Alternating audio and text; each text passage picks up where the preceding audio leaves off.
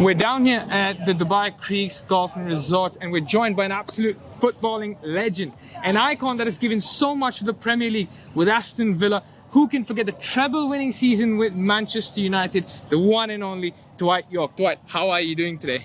Pretty good, pretty impressive introduction, I have to say. So thanks for having me. Well, look, you're a man that needs no introduction, but with an achievement that much, I mean, it's an honor to have you with us on Talk 100.3, and we talk about your explosive combination with the likes of an Andy Cole. You talk about Aston Villa and the treble winning season, but some of these moments, the goals that you score, is it almost telepathic, your combination with Andy Cole? Do you think the next generation of players can recreate something that you had at the team?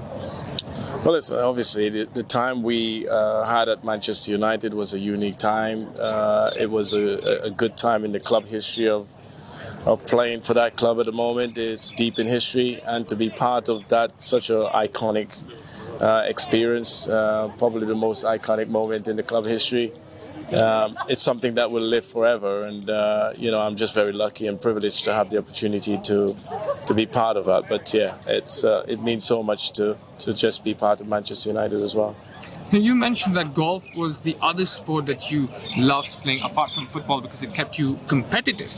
You talk about the serenity of a golf course, the quiet and the peace, and then you switch back to how crowded the stadiums are. You talk about Stretford, and which one would you prefer more in terms of enjoying and reliving those memories? What would it be for you? Well, first to begin with, I mean, football is what I know, so it's very comfortable to be playing in such an environment that you don't have to second guess yourself.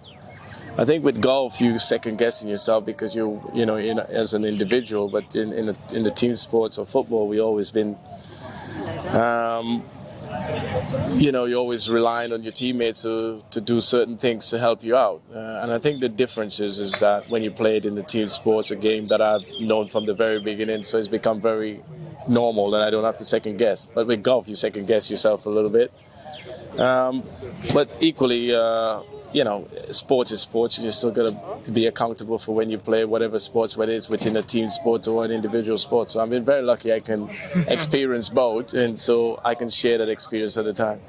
I came across a story. Now you've got to tell us how much of it is appropriate. There was a story saying that you turned down an offer to be a caddy for Sergio Garcia. Is that true? No, and no. Do you really. look back on it and think, what was that? No, not really. I've got very close to Sergio over the years, and I had the opportunity to caddy for him once in a tournament back in Castello, I think it was in Spain, and he shot 64.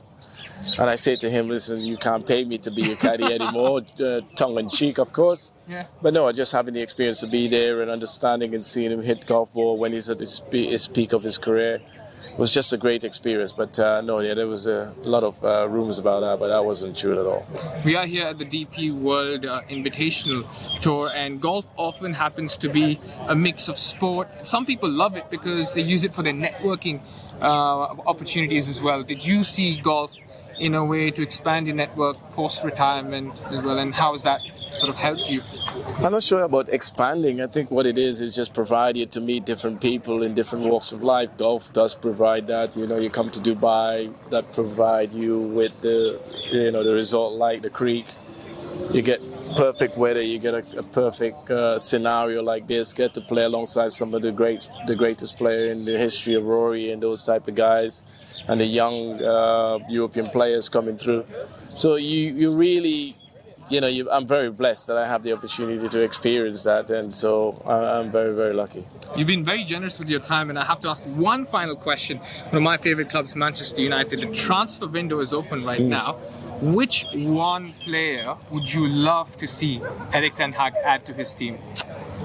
I have to be honest, I don't think one player will actually cut it for us at the moment. The way we have been and the inconsistency that we have this season, it's just been a difficult time for us. I think ideally where the current situation is, that we would like to finish in top four, which is that seems to be a customary thing that we seem to be used of, because we're certainly not close to it in the Premier League. And so qualifying for the Champions League now again will be probably a big achievement in our times in the current market. Unfortunately, that's where we are, and that's what we got to live with. So I don't think one player. We need a few players to really make that step up again, and we're a player or two short, not just one. Perfect. Thank you so much for your time, Dwight. Anytime.